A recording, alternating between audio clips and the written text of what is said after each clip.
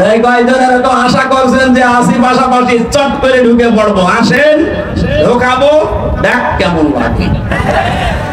উপন্যাসটা পুরোপুরি পড়লে তো ভালো লাগে। আমার মনে হয় সামনে এদের কপালে এটা হতে যাচ্ছে। বাইরে আমার অন্যায় ভাবে যারা হত্যা করেছেন ডবল শাস্তি পাবেন। 3 নম্বরে যারা জেনা করে দুনিয়ায় তাদেরও শাস্তি ডবল হবে। সূরা ফুরকানের আয়াত।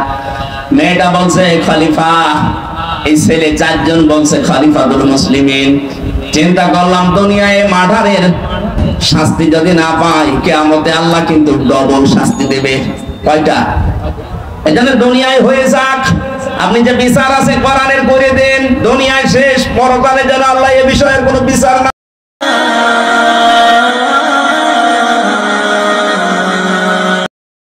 তরুণ ছাত্র সমাজের হৃদয়ের স্পন্দন মুসলিম আলেমদ্দিন জনাব হাফেজ হযরত মাওলানা মুফতি আমির হামজা, হাফেজ হযরত মাওলানা মুফতি আমির হামজা।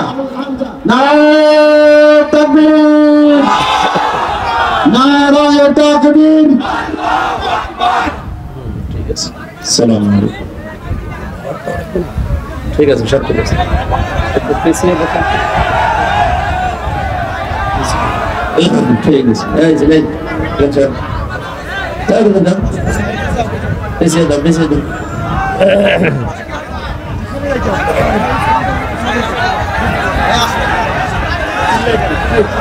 সিলাম না ভাই, এই আপনার পিছন পেছনে লোক দেখ করে বেশি ভালো খাবে। পেছন দিন তো পিছন দান দান দান, আর পিছন লাগবে দান।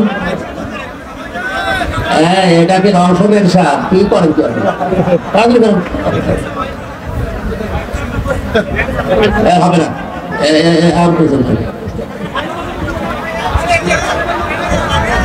ঠিক আছে।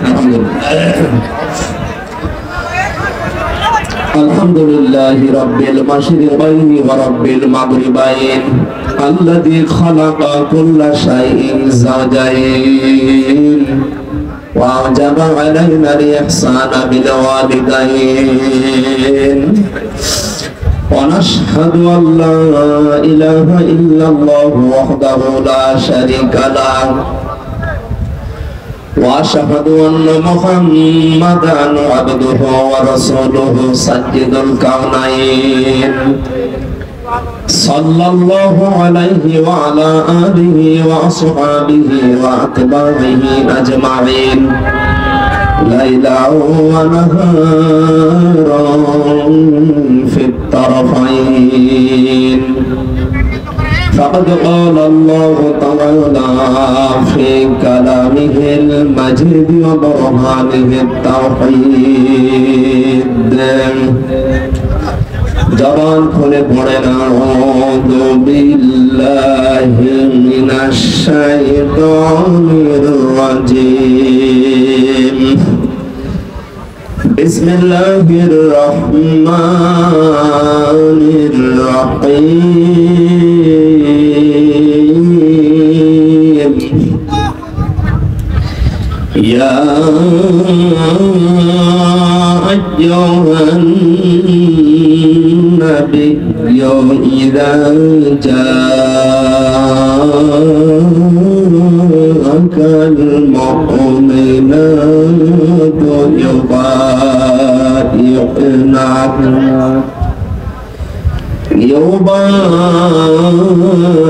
يبايعنك على أن لا يشركن بالله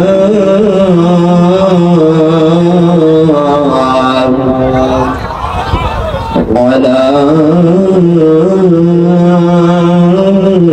أن لا يشركن بالله شيئا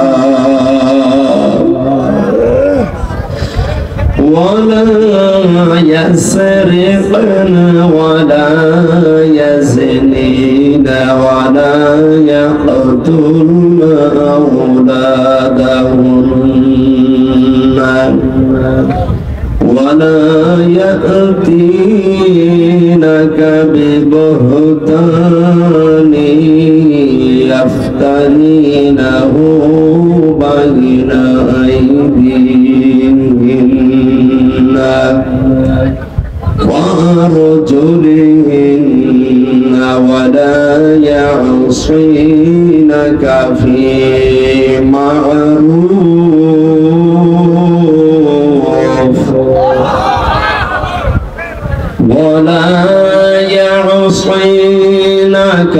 في معروف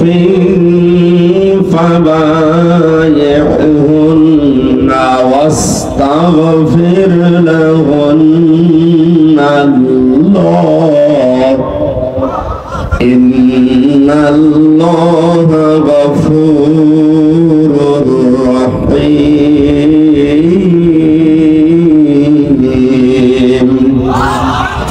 صدقت يا ربنا. عن أبي هريرة رضي الله تعالى عنه قال قال النبي صلى الله عليه وسلم من سلم المسلمون من لسانه ويده إلى آخر الحديث رواه ابن ماجه.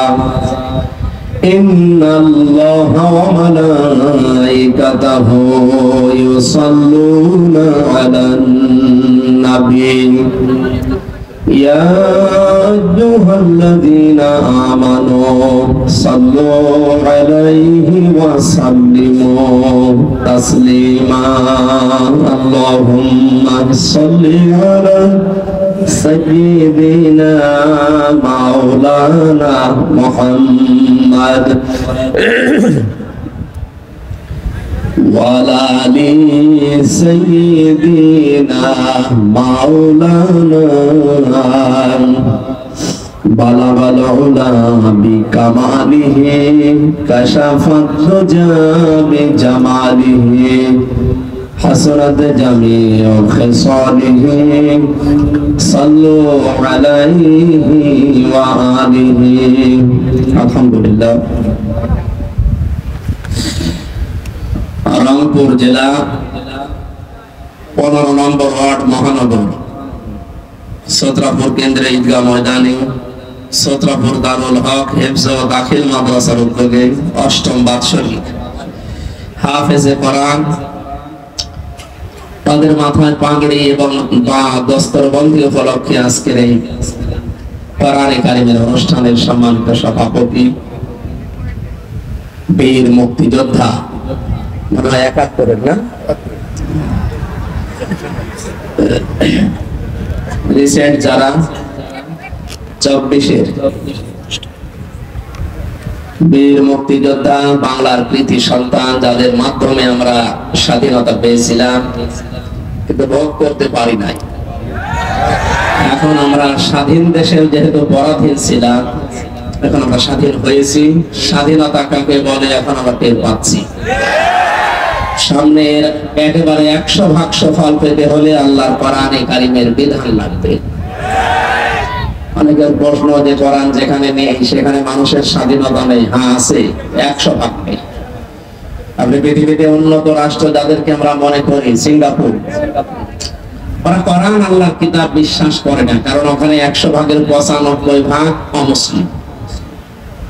আমি কয়েকদিন আগে ওখানে গিয়েছিলাম, আমার একটা আলোচনায় ওই জায়গায় আমি বলেছিলাম যে পৃথিবীতে ঘৃণিত আল্লাহর কাছে সবচাইতে বেশি ঘৃণিত তারা যে মানুষগুলো আল্লাহকে অস্বীকার করে। এর আরবিটা হচ্ছে কাফের, বাংলা অস্বীকারী। এই কথাটা এদেশ থেকে যারা এই 24-এর স্বাধীনতার পরে পালিয়েছে এরা ওখানে অনেকে আশ্রয় নিয়েছে। রাজনৈতিক আশ্রয় চেয়েছিল কিন্তু অনেকে পায়নি, আবার ওখান থেকে অন্য দেশে যাচ্ছে। এই মানুষগুলো ওরা নালিশ দিয়েছে ওই দেশের পররাষ্ট্র মন্ত্রণালয়ের কাছে, যেমন নামে দেশে মামলা আছে, আমি আইএস জঙ্গি বিভিন্ন নাম দিয়ে উনি অবৈধভাবে দেশে প্রবেশ করেছেন। 8টা-9টা পয়েন্ট লিখে লিখে ওরা ওই দেশের কাছে নালিশ দিয়েছে। তা আমি কাফেরকে কাফের বলেছি, এটা তো আমি বানিয়ে বলেছি নাকি? ঈমান ভাঙার যে 10টা কারণ আছে এখানে আমার মনে হয় যত মানুষ আছে অধিকাংশ মানুষই জানে না। নামাজ পড়ে যারা সালাত আদায় করার আগে সবচেয়ে গুরুত্বপূর্ণ কাজ হচ্ছে ইয়া আইয়ুহাল্লাযীনা আমানু ইযা কুমতুম ইলা সালাতি ফাগসিলু ওয়ুজুহাকুম ওয়া আইদিয়াকুম ইলাল মারাফিকি ওয়ামসাহু বিরুসিকুম ওয়া আরজুলাকুম ইলাল কাবাইন। এই ইমানদারেরা যখন নামাজের জন্য তোমরা প্রস্তুতি নেবে যে আমি নামাজ পড়বো, তার আগে তোমরা ওযু করো। এই নির্দেশ কার? ওযু করতে যে 4টা ফরজ আছে জানেন তো? এই 4টা যদি আদায় হয় তাহলে আপনার ওযু হয়ে যাবে। 3টা আদায় করেছেন, 1টা করেননি, আপনার ওই ওযু না। এ পর্যন্ত বুঝেছেন? জবাব দেবেন, এটা ক্লাস চলছে, স্যার বসে আছে দেখছেন না? হয়তো আরো বড় ক্লাস নেন, আমরা একটু ছোট ক্লাস নিচ্ছি। তাহলে আমরা ওযু করার সময় ফরজ জানলাম কোরআন দিয়ে, কয়টা? 4টার ভেতরে 1টা আদায় করেছেন, 3টা করেননি, ওযু হয়নি। 3টা করেছেন, 1টা করেননি, ওযু হয়নি। এটা মানেন তো? মানেন? এখন যদি কেউ ওযু এই 3টা ফরজ আদায় করে 1টা করেনি, বলে আল্লাহ আমারে মাফ করে দাও, আমার ওযু কবুল করো, হবে? কারণ ফরজ জিনিস আপনি শেষ করে দিয়েছেন, এটা মৌলিক বিষয়। 2 নম্বরের বিষয় হচ্ছে ওযু করার পরে ওযু থাকবে তা না। 7টা কারণে ওযু নষ্ট হয়ে যায়। কয় কারণে? 6টা ঠিক আছে, 1টা হঠাৎ করে মনে করেন বাতাস বের হয়, এটা বের হয়ে গেল, আপনার ওযু থাকবে? আপনি এই ওযু দিয়ে যদি নামাজ পড়েন, নামাজ পড়া আর না পড়া সমান। কারণ ওই ভাঙ্গা ওযু দিয়ে নামাজ ভেঙে যায়, নামাজে দাঁড়িয়েই কবুল হবে তা না। নামাজ ভেঙে যায় 19টা কারণে। কয়টা? 18টা পালন করলেন, 1টা করেননি, নামাজ হবে? তাহলে নামাজ পড়েও যাও, না পড়েও যাও। হজ ভেঙে যায় 5টা কারণে, রোজা ভেঙে যায় 2টা কারণে। এরকম প্রত্যেকটা ফরজ বিধান নষ্ট হয়ে যাওয়ার পেছনে কিছু না কিছু কারণ আছে। কথা বুঝতেছেন? আমরা যে জান্নাতে যাব, যেটার বিনিময়ে বদৌলতে, তার নাম ঈমান। তার নাম কি? ঈমানও ভেঙে যায় 10টা কারণে। এর 9 নম্বর কারণ এইটা। কোন ব্যক্তি যদি কাফের হয়, কেউ যদি তাকে কাফের মনে না করে, সেও কাফের। কাফের আল্লাহ ঘোষণা দিয়েছেন, যারা তাকে অস্বীকার করে, বিশ্বাস করে না, তারা কি? বাংলায় অস্বীকারী, অবিশ্বাসী, আর আরবিতে বলা হয় কাফের। মানে এই শব্দটা বলার কারণে ওদের নাকি রাগ হয়েছে, যে ওরা বাংলাদেশের পররাষ্ট্র মন্ত্রণালয় যিনি আছে, ওখানে রাষ্ট্রদূত আছে যারা, তাদের কাছে নালিশ দিয়েছে, আপনার দেশের এই মানুষ আমাদেরকে কাফের বলে গালি দিয়েছে। কাফের কি একটা গালি নাকি? এই যে কিছু মানুষ নালিশ দিয়েছে যারা পালিয়ে গেছে, ওরা তো মনে করছে না কাফের একটা গালি মনে হয়, হুজুর আমাদের গালি দিয়ে গেল। আমি তো এই পয়েন্ট গুলো 10টা বলেছিলাম, যে নামাজ ভেঙে যায়, ওযু ভেঙে যায়, রোজা ভেঙে যায়, ঈমানও ভেঙে যায়। তার ভেতরে 9 নাম্বার এটা, কেউ যদি কাফের হয়, তাকে আপনাকে কাফের মনে করা লাগবে। আপনি যদি তাকে ঈমানদার মনে করেন, আপনারও ঈমানের সমস্যা হবে।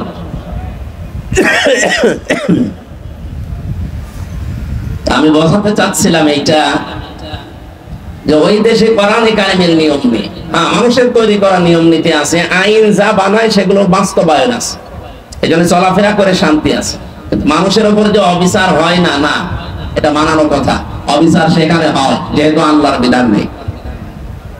100% অবিচার মুক্ত যদি করতে হয়, তাহলে একমাত্র কোরআন ছাড়া কোনো গতি নেই। নবীজি বলেন, যদি ন্যায় বিচার দেখতে চাও 100%, তাহলে কোরআনের বিধান প্রতিষ্ঠা করো। এছাড়া আপনি 100% ন্যায় বিচার পৃথিবীর কোথাও পাবেন না যেখানে কোরআন নেই। সুতরাং আমরা এই দ্বিতীয় স্বাধীনতায় যে মানুষগুলো জীবন দিয়ে গেল, প্রায় 1700 মানুষ জীবন দিয়েছে, সরকারি জরিপটা 2700-র উপরে এখনো হাসপাতালের বেডে কাতরাচ্ছে। যারা এভাবে পঙ্গুত্ব বরণ করেছে, চোখ হারিয়েছে, আমার কুষ্টিয়াতে একজন লিঙ্গ হারিয়ে ফেলেছে। আমি দেখতে গিয়েছিলাম, যে দেখি ওর বোন, ওর মা বলছে আমার ছেলে লজ্জাস্থান উড়িয়ে গেছে, পুলিশ এমন দড়ি মাইরেছে এমন জায়গায়। সুতরাং এই সমস্ত মুক্তিযোদ্ধাদের আমি স্মরণ করছি। 24 সালে যারা জীবন দিলেন, এরাও মুক্তিযোদ্ধা, বলেন, এরা শহীদ। অনেকে শহীদ বলতে এদের রাজি না, বলে না উনি সবাই পালাচ্ছে আর আবু সাইদ যে বুক পেতে দিলে উনি আত্মহত্যা করেছে। আরে শয়তান, জালেমের জুলুমের সামনে নিজের বুক পেতে দিলেও সে শহীদ হবে নাকি আর একবার শহীদ হয়ে দেখানো লাগবে। যারা এগুলো বলতেছে এগুলো ফরিদউদ্দিন মাসউদ আর এই রুহুল আমিনের বাচ্চাটা গোলামেরা। এদেরকেও মানুষ বলে আলেম। কিসের আলেম? কোরআনে কারিমে কি পড়ে আলেম হয়েছেন আপনি? আল্লাহ নিষেধ করেছেন মুখের উপরে নোটিশ দিয়ে, আলা তাকুলু লিমা ইউকতালু ফি সাবিলিল্লাহি আমওয়াত। সূরা বাকারার 154 নম্বর আয়াতের প্রথম অংশে আছে। আল্লাহ বলেন মুখে কথা বলবে না এই কথা যে শহীদ যারা তারা মারা গেছে, না, কখনো এরা মরে না। বালা হায়াউন, এরা জীবিত। ওয়ালাকিল্লা তাশউরুন, কিন্তু তোরা টের পাস না। মানুষ যেহেতু মুখের পরে অন্তরে হৃদয়ে একটা ধারণা করতে পারে, আল্লাহ অন্তরের উপরে হৃদয়ের উপরেও নোটিশ জারি করে দিয়েছেন, ওয়ালা তাহসাবান্নাল্লাযীনা কুতিলু ফি সাবিলিল্লাহি আমওয়াতা বাল আহইয়াউন ইনদা রাব্বিহিম ইরযাকুন। সূরা আলে ইমরানের 169 নম্বর আয়াত। যত তাফসীর আছে পৃথিবীতে, আমার দেখা মতে আমি 42টার উপরে দেখেছি ভার্সিটি থাকাকালীন, সব মুফাসসির আয়াতের ব্যাপারে একমত। ধারণাও করবেন না, শুধু একজন না, ওয়ালা তাহসাবান্নাল্লাযীনা কুতিলু, বহু বচন দিয়েছেন আল্লাহ। কেউ এ ধারণা করবে না যে যারা শহীদ হয়েছে ওরা মারা গেছে। ওরা জীবিত এবং তারা রিজিক পাচ্ছে আল্লাহর কাছে। শহীদ আবু সাইদ মারা যায়নি, শহীদ হয়েছে এবং সে জিন্দা আল্লাহর কাছে রিজিক পাচ্ছে। সুতরাং এই 2024 সালের 5 আগস্টের আগে যারা জীবন দিয়েছে প্রত্যেককে আমরা শহীদ মনে করি এবং তারা জীবিত, আল্লাহ তাদেরকে খাওয়াচ্ছে। এই কথা বলেন না কেন? 5 তারিখের আগে মারা গিয়েছিল শিবিরের সদস্য এই গাইবান্ধা পলাশবাড়িতে সাব্বির। 1 মাস পরে তার কবর খোঁড়ার পরে দেখা গেছে জিন্দা তাজা রক্ত বের হচ্ছে।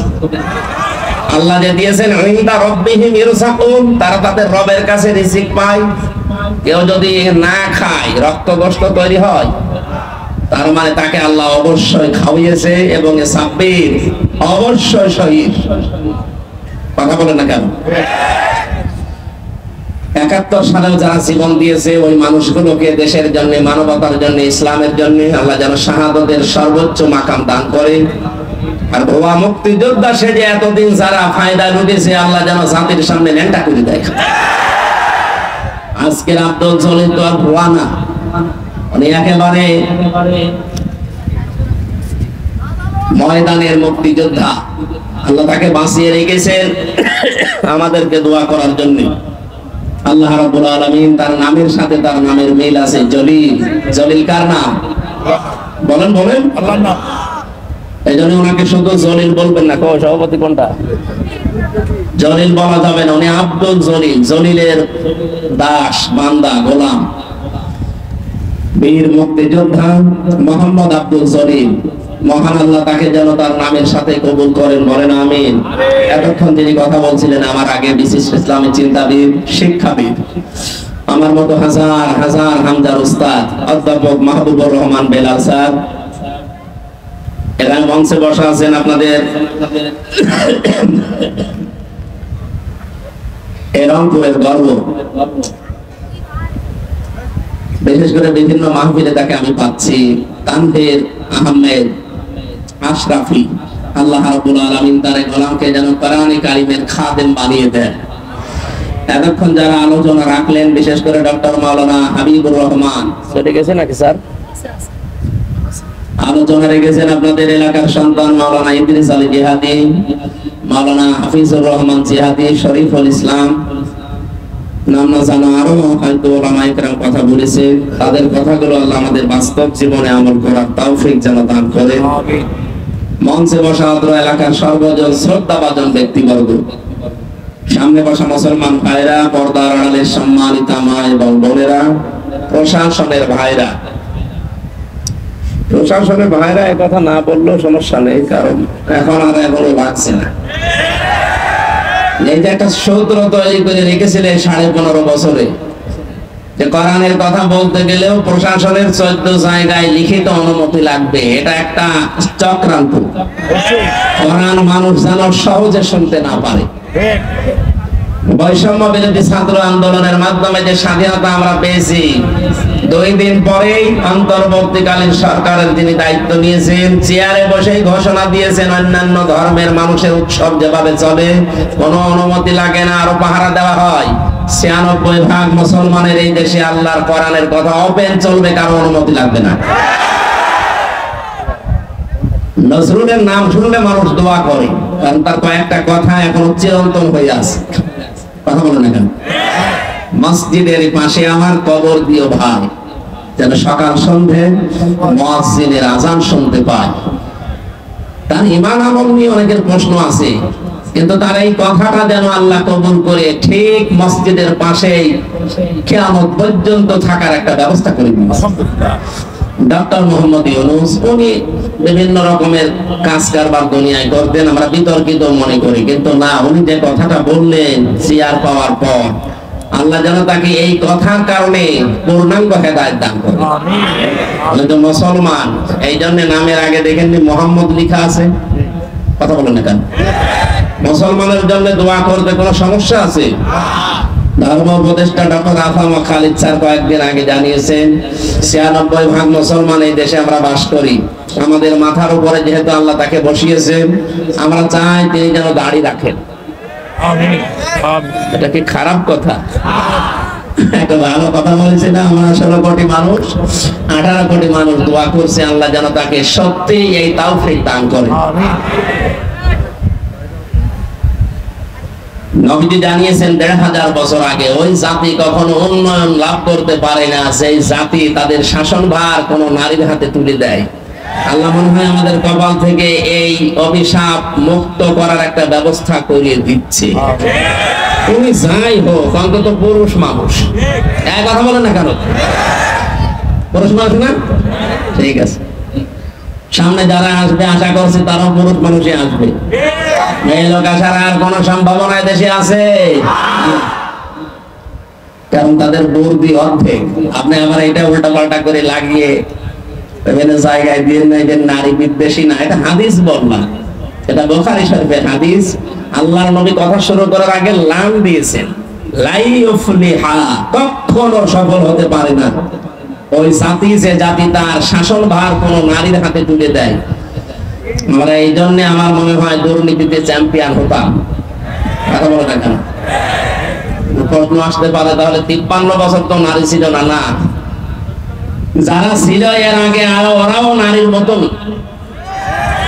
নারী কাকে বলে আজকের তেলাওয়াত কিন্তু আয়াতের ভেতরে আছে। আজকের সূরার নামই মুমতাহিনা। মুমতাহিনা মানে কি? পরীক্ষিতা নারী। কোন নারীকে পরীক্ষা করে করে আল্লাহ এই জগতে নামিয়ে দামিয়ে এবং গনি বানিয়ে দিয়েছিলেন, এস্টাবলিশ বানিয়েছিলেন? কারা আল্লাহর মনোনীত ছিল? কি করলে মনোনীত হওয়া যায়, চিরন্তন হওয়া যায়? এই কথাগুলো আজকের তেলাওয়াত কিন্তু আয়াত থেকে আমরা শুনবো ইনশাআল্লাহ। তাফসীরে যাচ্ছি, আমরা কিছু কথা আগে থেকে বললাম। শাহাদাতের মর্যাদা যারা পেয়েছেন আল্লাহ তাদেরকে সত্যই যেন শাহাদাতের যে স্বাদ এটা দান করে। এখনো যারা অসুস্থ আছে শেফায়ে কামিলা আজেলা আল্লাহ যেন নসিব করে। ওনাদের দুর্বিসন্ধি লাগিয়েছিল যে 14 জায়গায় অনুমতি নেই, এই করতে করতে যারা আয়োজন করতো, এই যে এই ছেলেটা আগস্ট মাসের 5 তারিখের আগে একটা অনুষ্ঠান দিয়েছিল নীলফামারী বাড়িয়ে জল ঢাকা। ওখানে যিনি দায়িত্বে ছিলেন ওসির, আমি যে পৌঁছিয়েছি উনি গাড়ি নিয়েছে আমাকে ধরে মামলা দেবে। উনি জানে যে নামে মামলা আছে, আরো নতুন করে আরেকটা লাগায়। সেদিন যে কি তৈরি করেছিল ওসি সাহেব, এখন শুনলাম আজকে আসার সময় বলছে ওসির নামে নাকি আজকে মামলা হয়েছে। উনি আমার নামে মামলা সাজাবে পারে না, এখন নিজে মামলা ফিগারে। এই জন্য যারা এই সিস্টেম করেছিলেন কিয়ামতের আগে এদেশে আর কোরআনের কথা বলতে কোনো অনুমতি লাগবে না, সেইটাই ফিরে আসবে ইনশাআল্লাহ। কোন কারণে আল্লাহর কালামের কথা আল্লাহর জমিনে বলতে আপনার মতো সলিমতদের কাছে লিখিত নেওয়া লাগবে? আপনি কি হয়ে পড়েছেন বলেন? এই নিয়ম নীতি ছিল কাফেরদের। কারণে কোরআন নাজিল হওয়ার পর থেকেই কোরআন শুনবে 3 প্রকার মানুষ। কয় প্রকার? প্রথম নাম্বারেই শুনেই বিরোধিতা করেছিল, তারা কাফের। আল্লাহ রাব্বুল আলামিন বলেন, আল্লাযীনা কাফারু লা তাসমাউ লিহাদাল কুরআন আলগাউ ফীহি লাআল্লাকুম তাগলিবুন। সূরা হামিম সাজদা 24 নাম্বার পারা 18 নাম্বার পৃষ্ঠা 9 নাম্বার লাইনে 26 নাম্বার আয়াত। এটা তাফসীরে ফি জিলালিল কোরআনে আছে। দলিলগুলো তাফসীর আকারে লম্বা করে বলছি না, শুধু শর্টকাটে কিছু বিষয় জানানোর জন্য আমি বলছি।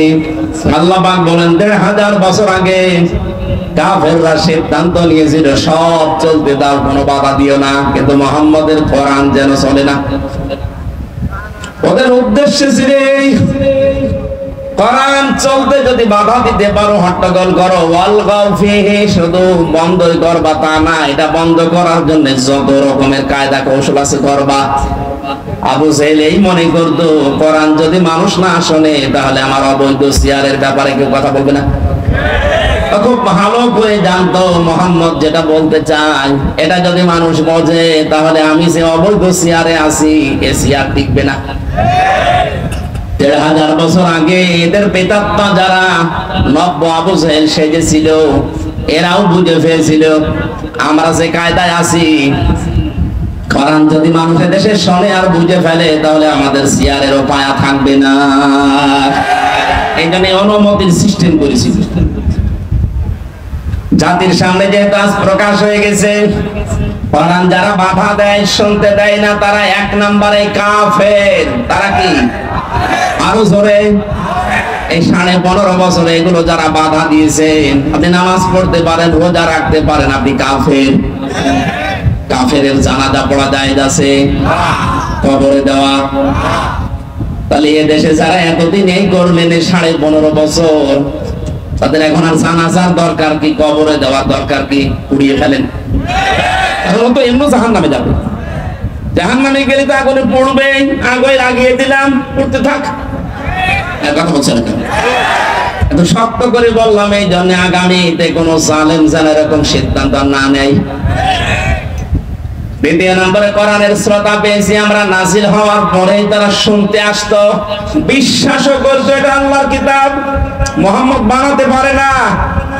শোনার পরে যখন দেখতো না এই কথাগুলো তো আমাদের ব্যবসার সাথে মেলে না, আমাদের রাজনীতির সাথে মেলে না, আমাদের পরিবারের সাথে মেলে না, এমনকি আমার ব্যক্তিগত জীবনের সাথে মিলছে না, ওই মানুষগুলো তখন আস্তে করে নবীর কথা শোনার পরে কেটে পড়তো। সূরা নিসা 5 নাম্বার পারা 7 নাম্বার পৃষ্ঠার প্রথম নাম্বার লাইনের 61 নাম্বার আয়াতে আল্লাহ বলেন, ওয়া ইযা কিলা লাহুম তাআলাউ ইলা মা আনজালাল্লাহু ওয়া ইলার রাসূল রাআইতাল মুনাফিকিনা ইয়াসুদ্দুনা আনকা সুদুদান। ওয়া মানে এবং ইদা মানে যখন ইলা মানে বলা হয়, তাআল মানে আসো, ইলা মানে দিকে, মা মানে যা, আনজালাল্লাহ মানে আমি আল্লাহ নাযিল করেছি, ওয়া ইলার রাসূলি এবং রাসূলের দিকে আসো। রাআইতাল মুনাফিকিনা, হে নবী আপনি দেখতে পাবেন যাদের অন্তরে গুড় আছে, মুনাফিকি আছে, এই মানুষগুলো ইয়াসুদ্দুনা আনকা সুদুদা, আস্তে করে আপনার কাছ থেকে মুখ ফিরিয়ে কেটে পড়বে। সুতরাং আজকের আলোচনা শেষ হওয়ার আগে দেখেন কোনটা ওঠে, ওই দু একটা যাচ্ছে আলাদা কারণে ভালো লাগছে না এই বলে যদি চলে যায়, বুঝবেন ওইটা মুনাফিকের কোন লক্ষণ নিয়ে যাচ্ছে। বসা পায়খানা আর বিড়ি খাওয়া বাদ দিয়ে কেউ যেতে পারবেন না। বিড়ি কয়েকজন খায়, সবাই তো না, কিছু মানুষ আছে আপনি খুব নেশা লাগলে খেয়ে আবার চলে আসবে। আসবেন তো? কারণ রামপুর বিভাগে এটা চলে আমি জানি, কারণ এখানে বিড়ি তৈরি হয়। এই যে পাশের গ্রাম গ্রাম এই সমস্ত জায়গায় আপনারা তৈরি করেন, তৈরি করেন, না খেলে হয়, খাবেন, দু একটা খান, আস্তে আস্তে ছেড়ে দিন। আমি তো আকিস গ্রুপে ছিলাম ওই সময়, স্যারকে বলেছিলাম যে আকিজের বড় ছেলে জিজু, এবং স্যার আপনারা এই কাজ বান্দা বাদ দিয়ে একটা খাবার তৈরি করে। ওগুলো তো খাবার, কিন্তু খাবারে তো খাবার না, আমাদের লাঞ্চ নষ্ট হয়ে যায়, কলিজা নষ্ট হয়ে যায়। মালা তাহলিকু মালা তালকু বিআইদিকুম ইলা তাহলুকাতি, নিজেদেরকে নিজেরা ধ্বংস করে ফেলো না। বিড়ি যারা খান আপনার লাঞ্চ নষ্ট হয়ে যায়। এই লাঞ্চ তো আর আপনার নিজের না, এটা একটা আমানত। এটা কে দিয়েছে বলেন তো? আল্লাহ। সুতরাং নিজেরা নিজেকে নষ্ট করবেন না।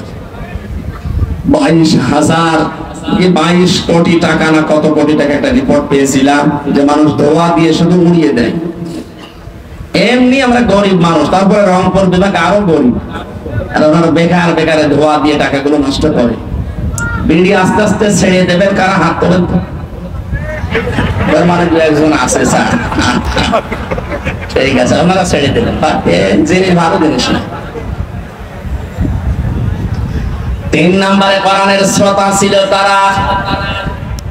আল্লাহ রাব্বুল আলামিন তাদের পরিচয় দিচ্ছেন, দেখেন তো আপনি মেলাতে পারেন কিনা। ইন্নামাল মুমিনুনা আল্লাযীনা ইযা যুকিরাল্লাহু ওয়াজিলাত কুলুবুহুম ওয়া ইযা তুলিয়াত আলাইহিম আয়াতুহু যাদাতুহুম ঈমানা ওয়া আলা রাব্বিহিম ইয়াতাওয়াক্কালুন। সূরা আনফালের 2 নম্বর আয়াতে আল্লাহ জানিয়েছেন, আমার দৃষ্টিতে মুমিন তো তারা, আমার দৃষ্টিতে মুমিন তো তারা যাদের সামনে আমার নাম উচ্চারণ করলে তাদের অন্তরাত্মা কেঁপে ওঠে। তেলাওয়াত যদি হয় তাদের সামনে, আমার আয়াতগুলো শোনার পরে বোঝার পরে তাদের ঈমান যা ছিল বেড়ে যায়। কোরআনের আলোচনা শুনে সবার চোখে পানি আসবে না। وَإِذَا سَمِعُوا مَا أُنزِلَ إِلَى الرَّسُولِ تَرَى أَعْيُنَهُمْ تَفِيضُ مِنَ الدَّمْعِ مِمَّا عَرَفُوا مِنَ الْحَقِّ। সূরা মায়দা 7 নম্বর করার 1 নম্বর পৃষ্ঠার 1 নম্বর লাইনের 83 নম্বর আয়াতের প্রথম অংশে আছে, আল্লাহ পাক বলেন, হে নবী যখন তেলাওয়াত করবেন আপনার প্রতি যেটা আমি নাযিল করেছি এই কোরআন, দেখবেন আপনার সামনে কিছু মানুষ আছে তারা এর মর্ম বাণীগুলো যখন উপলব্ধি করতে পারবে মনের অজান্তে তাদের চোখ দিয়ে পানি পড়ছে। কোরআনের আলোচনায় সবাই মুগ্ধ হবে না, মন দিয়ে শুনবেও না, চোখ দিয়ে পানি আসবে না। এটা বোঝার মতো একটা যোগ্যতা থাকা লাগবে মিনিমাম। যাদেরই আছে দেখবেন কোরআনের আলোচনা যখন গভীরে পৌঁছে যাবে, ওরা বসে আছে কিন্তু অজান্তে তাদের চোখ দিয়ে পানি পড়ছে। বাড়ি যাওয়ার সময় যারা সিদ্ধান্ত নেবে ওয়ালা রাব্বিহিম ইয়াতাওয়াক্কালুন, জীবনে আজকে থেকে যদি ভরসা করি আল্লাহ ছাড়া কারো উপরে ভরসা করব না। কোরআন নাযিল হওয়ার পর থেকে শ্রোতা পেলাম কয় প্রকার? 3 প্রকার। বলেন, এখানে যেহেতু কাফের নেই, মুনাফিকও থাকলে থাকতে পারে। কারণ হচ্ছে নবীজি ইন্তেকালের আগে মুনাফিক তৈরি হবে কোন কাফেরদের ভেতরে, ইহুদিদের ভেতরে, বৌদ্ধদের ভেতরে, হিন্দুদের ভেতরে, খ্রিস্টানদের ভেতরে। কথা বলেননি, নবীজি ইন্তেকালের আগে জানিয়েছেন মুনাফিক এটা তৈরি হবে শুধুমাত্র আমার উম্মত মুসলমানদের ভেতরে। আমরা যেহেতু দেশে 96% মুসলমান, আমাদের ভেতরে মুনাফিক তৈরি হওয়ার সম্ভাবনা নেই। বলেন বলেন, আপনি দেখেন তো আপনি কি নাম? আয়াতুল মুনাফিকি সালাসা, ইযা হাদাসা কাযিবা ওয়া ইযা ওয়াদা আখলাফা ওয়া ইযা আতমিনা খান। নবীজি বলেন মুনাফিকের 4 মাসে তাদের ভেতরে যারা কথা বললেই মিথ্যা কথা বলে। এই কথা বলেন কেন? এই আচরণ বাংলাদেশে নেই। কত হাসি পট্টি বাঁধা মানুষ হাতে তসবিহ নিয়ে ঘুরতো, সেও যে এরকম তাহা মিথ্যা কথা বলতে পারে ক্ষমতার কারণে। এখন যে বলছে যে না আমি পদত্যাগ করিনি, এই ভিডিও কি বানানো নাকি? এই কথা বলেন না। আপনি যদি পদত্যাগ না করে থাকেন তাহলে রাষ্ট্রপতি যেটা বলছে এটাকে বানিয়ে বলছে, ধোঁকা দিয়ে বোকা বানিয়ে এতদিন খেয়েছেন, এখনো খেতে চান।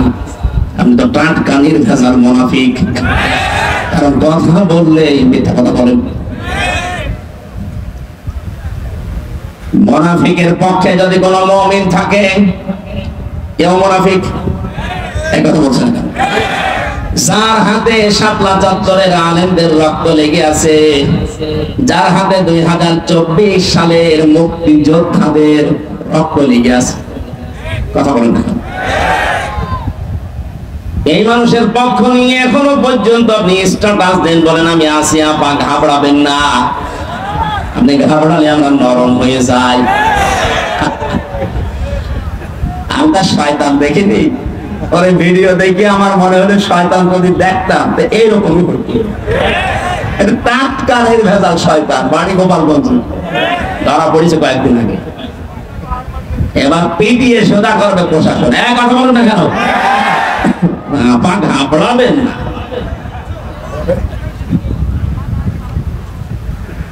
বলেছে আপা ঘাবড়াবেন না, আপনি ঘাবড়ালে আমরা নরম হয়ে যায়। আমার মনে হয় প্রশাসন ধরেছে নরম বানাতে, আমরা চাই ওরে নরম বানিয়ে ফেলুক। জালেমদের তালিকা করে করে ছোট জালেম আর মাঝারি জালেম বাদ দিয়ে যারা বড় বড় জালেম ছিল, প্রত্যেকটি জালেমের তালিকা করে ছবি নিয়ে মোড়ে মোড়ে টাঙিয়ে দেবেন। এদেশে কিয়ামতের আগে কোন জালেম যেন আর প্রতিষ্ঠিত হতে না পারে।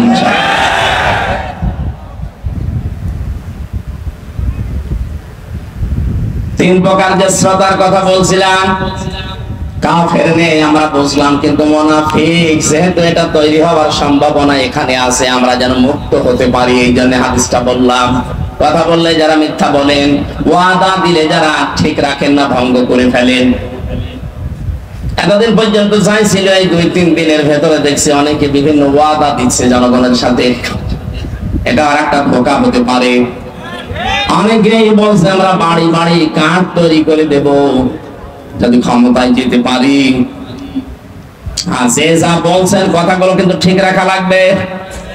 ভোট নেওয়ার জন্য এখন আপনি সেই কেজি 10 টাকা চাল খাওয়াবো বলে চালিয়ে দেবেন, আর ভোট হয়ে গেলে 60 টাকা কেজি চাল হয়ে যাবে। মানে কথা যা দিচ্ছেন এটা যেন ঠিক থাকে, জনগণের সাথে যেন ধোঁকাবাজি না হয়।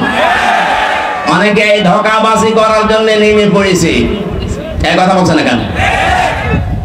জামাতের নায়েবে আমির ডাক্তার সৈয়দ মোহাম্মদ আব্দুল্লাহ তাহের উনি ঘোষণা দিয়েছে, যদি এদেশে ইসলাম ক্ষমতায় যেতে পারে যুবকদেরকে আমরা ঋণ দেব। এই কথার সূত্র ধরে অনেকে এখন বলছে যদি আমরা যেতে পারি বাড়ি বাড়ি কার্ড দেব। কি কার্ড দেবেন? এই জন্য কথা দিচ্ছেন, দেন কথাটা যেন ঠিক থাকে, কারণ কথা দিয়ে কথা যে রাখে না সে মুনাফিক। এই কথা বলেন না কেন? জাতি যেতে 53 বছর ধোঁকা খেয়েছে, অন্তত এবার আর যেন জাতি ধোঁকা না খায়। এবারও যদি ধোঁকা খান আপনি আর কিয়ামতের আগে মাথা তুলে দাঁড়াতে পারবেন না। 3 নম্বরে কোনো কিছু আমানত রাখলেই খেয়ে থাকে। এই কথা বলেন না কেন? এটা যে আমরা 53 বছর দেখলাম না, যাদেরই দিয়েছে আমানত তারাই খেয়ে ফেলেছে। দরবেশ, এত বড় দরবেশ পৃথিবীতে আছে? দাড়ি কেটে লোমো হয়ে গেছে। আর কি আমানত 36,000 কোটি টাকা আপনি এক জীবনেও গণনা করে শেষ করতে পারবেন না। কিন্তু আমি একটা দলের গ্যারান্টি দিচ্ছি, যদিও মনে করছেন আমি ওই দলের না, আমি অ্যাক্টিভ না, কিন্তু গ্যারান্টি দিতে পারি বাংলাদেশ জামাত ইসলামী এবং শিবির একটা টাকা যদি দুর্নীতি দেখাতে পারেন আমি অন্তত কথা বলবো না।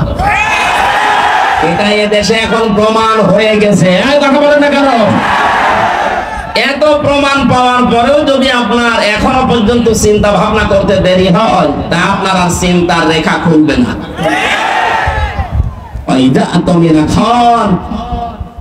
আমানত রাখলে যারা খেয়ানত করে ফেলে, এরা যে খেয়ানত করবে না তার বাস্তব প্রমাণ অলরেডি দেখিয়ে দিয়েছে। আশা করছি আপনি ভরসা রাখতে পারেন।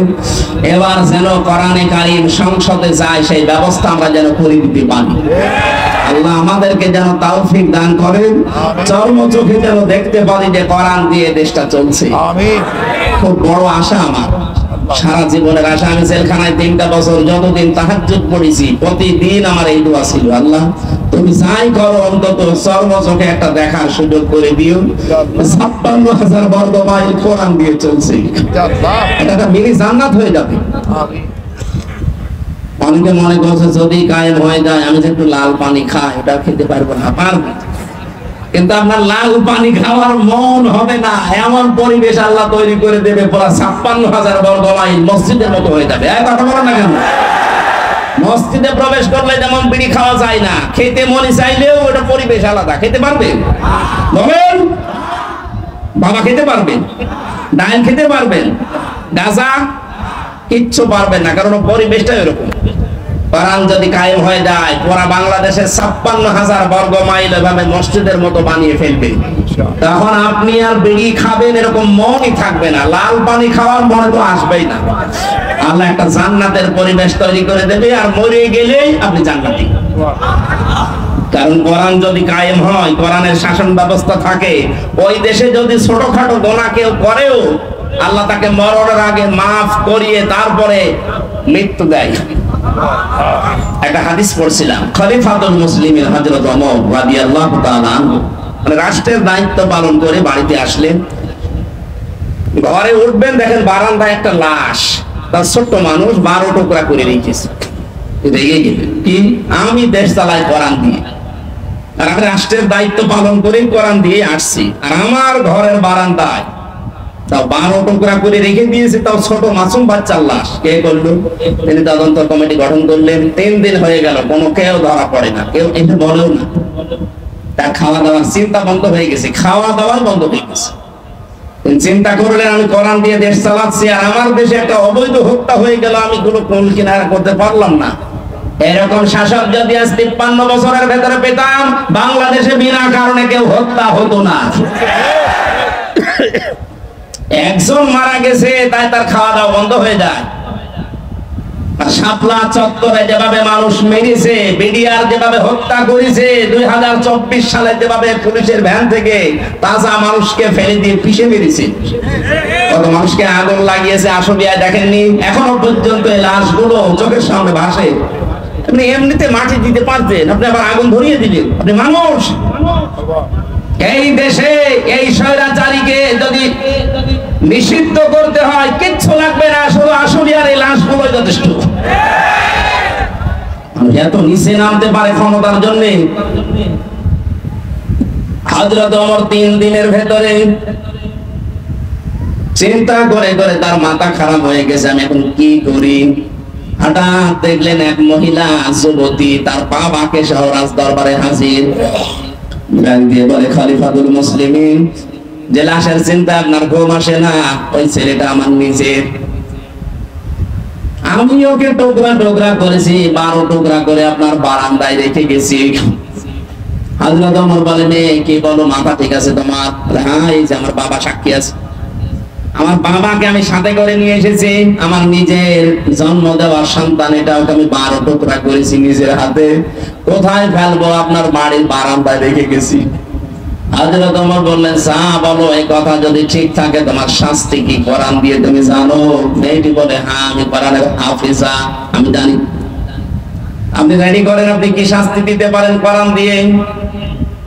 মানুষ হত্যা করার যে শাস্তি হযরত ওমর আরম্ভ করবেন। হঠাৎ করে 4 জন যুবক রাজ দরবারে এসে বলে, খলিফাতুল মুসলিমিন, বিচারটা একটু লেট করেন। যেই কারণে আপনি এই মেয়েটাকে শাস্তি দিতে চান হত্যার, মেয়েটার কোনো দোষ নেই, দোষ আমাদের 4 জনের। এই মেয়েটা তার বাবাকে নিয়ে পাহাড়ি এলাকায়, জঙ্গলি এলাকায় থাকতো, বসবাস করতো। ওখানে আমরা শিকারে গিয়েছিলাম। যাবার পরে এই মেয়েটার রূপ সৌন্দর্য দেখে শেষ পর্যন্ত যৌবনের তাড়নায়, শয়তানের ধোঁকায়, নফসের ধোঁকায় পড়ে আমরা বাবাকে বেঁধে রেখে তার সম্ভ্রম নষ্ট করেছি। এরপরে সে গর্ভবতী, এই কারণে সন্তান, এটার কারণে আপনি এই মনে করছিলেন শাস্তি যদি দিতে হয় আমাদের দেন। হযরত ওমর ওদেরকে জিজ্ঞাসা করলেন, 3টা দিন পার হয়ে গেল, তোমরা আসলে না কেন? আগে থেকে যদি আসতে তাহলে আমার খাওয়া দাওয়া বন্ধ হয় না, আগেই বিচার করে দিতাম। ছেলেগুলো বলে, খলিফা আমি আসি নাই, আমরা এই জন্য মনে করেছিলাম যা করলাম কেউ সাক্ষী তো নেই, ধরা যদি না পড়ি বেঁচে যাব। কিন্তু কোরআনে কারিম আমাদেরকে বাঁচতে দিল না। বারবার কোরআন আমাদের সামনে এসে এই কথা আমাদেরকে যেন আহ্বান জানায়। দুনিয়াতে যে গুনাহ করলে এটার যদি শাস্তি দুনিয়ায় না হয়, মরণের পরে কিন্তু আল্লাহ ডবল করে বিচার করবে। মুসলমানের এখানে একটা কথা বলে রাখি, কোন অপরাধের শাস্তি যদি আপনি দুনিয়ায় না পান, ওই অপরাধের বিচার যদি আল্লাহ কিয়ামতে যেদিন করবে ডবল করে করবে। কথা বুঝতেছেন? তিনটা পাপের শাস্তি আল্লাহ ডবল দেবেন। সূরা ফুরকান 19 নম্বর পারার 4 নম্বর পৃষ্ঠার 13 নম্বর লাইনে আছে, 70 নম্বর আয়াত। والذين لا يدعون مع الله إلها آخر ولا يقتلون النفس التي حرم الله إلا بالحق ولا يزنون إلى آخر الآية। এই দুনিয়াতে আল্লাহকে ডাকে, তার পাশাপাশি যারা অন্যকে ডাকে তাদের শাস্তি হবে মরণের পরে ডবল। আল্লাযীনা লা ইয়াদউনা মা'আল্লাহি ইলাহান আখার, এই যে মা মানে সঙ্গে সাথে, আল্লাহকে ডাকে কিন্তু তার সাথে অন্য কাউকে ডাকে। আর এইটাই বাংলাদেশে চালু করার জন্য এই 15.5 বছর অনেক কুটি পড়ে লেগেছিল। আপনি আল্লাহকে ডাকেন, পাশাপাশি আমার বাবাকেও ডাকেন, এই জন্য মোড়ে মোড়ে বাবা। বলে না কেন? এমন কোন জায়গা ছিল যে বাবা নেই? মাথার উপরে বাবা, টয়লেটেও বাবা। আমি তো অনেক টয়লেটে যেয়ে দেখেছি বঙ্গবন্ধু টয়লেট। কি গো? আর কোন জায়গা বাকি ছিল? টাকার ভেতরে দিয়ে রেখেছেন। বাজার করতে গেলে ওইদিকে তাকিয়ে মনে হয়েছে না একজন আছে, মাথার উপরে রেখে দিয়েছেন। অথচ কোরআন জানিয়েছে ওয়া কালিমাতুল্লাহি হিয়াল উলিয়া, সব চাইতে উপরে থাকবে আমি আল্লাহর কথা। এখন ডক্টর মোহাম্মদ ইউনূসের মাথার উপরে যেটা লেখা লা ইলাহা ইল্লাল্লাহু মুহাম্মাদুর রাসূলুল্লাহ, আমরা এটা চাই। এক কথা বলেন, সব চাইতে উপরে থাকবে কার কথা? আল্লাহকে ডাকার পাশাপাশি যারা অন্য কাউকে ডাকার সিস্টেম করে দিয়েছিলেন তাদের শাস্তি ডবল হবে। আল্লাহ মনে হয় এইটা সহ্য করে নাই, এই জন্য বিকাল 5টা বাজতে বাজতে সারা দেশ থেকে আল্লাহর বিপক্ষে যারা তাদের সব নষ্ট করে দিয়েছে। আমার কুষ্টিয়াটা একটু শক্ত ছিল, ওটা ভাঙতে একটু দেরি হয়েছে। এত শক্ত পাথর সারা দেশের টাকা পয়সা খরচ করে করে আমার মনে হয় এগুলো বানিয়েছিল। অন্যান্য জেলার তুলনায় আমার কুষ্টিয়াতে যেহেতু আল্লাহর ওলি 2 জন আছে, হানিফ আর ইনু, এই 2 জন মিলে বানিয়েছে। এত মহব্বত আপনার, আল্লাহর রাগ ও মানুষের অন্তরে তাদের প্রতি এত বেশি দিয়েছে। একজনকে দেখলাম আদালতে কেউ লাথি দিচ্ছে, পচা ডিম দিচ্ছে, আর একজনের বাড়ির ইট খুলে নিয়ে চলে যাচ্ছে।